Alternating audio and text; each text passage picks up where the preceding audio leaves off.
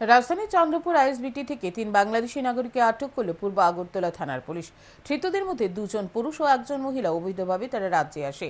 পূর্ব আগরতলা থানার ওসি জানান, বুধবার বিকেলে গোপন সংবাদের ভিত্তিতে জানতে পারেন চন্দ্রপুর আইএসবিটিতে 2 জন পুরুষ ও 1 জন মহিলা সন্দেহজনকভাবে ঘোরাঘুরি করছে।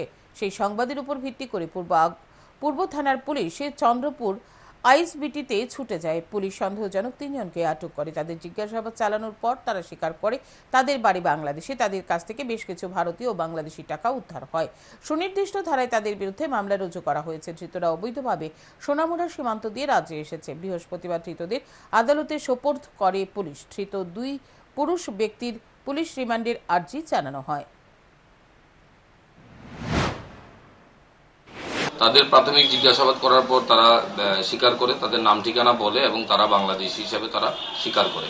তখন তাদের তল্লাশি করে এখানে তাদের সার্চ করা হয়। করার পর দেখে ওমেন স্টাফ ছিল, তাদের কাছে একটা মোবাইল ছিল, বাংলাদেশি কিছু টাকা ছিল, ইন্ডিয়ানও কিছু টাকা ছিল। তো তাদের এগেইনস্টে একটা স্পেসিফিক কেস আমরা নিয়েছি। তারা অবৈধভাবে উইদাউট পাসপোর্ট এবং ভিসাতে তারা ভারতে এসছে।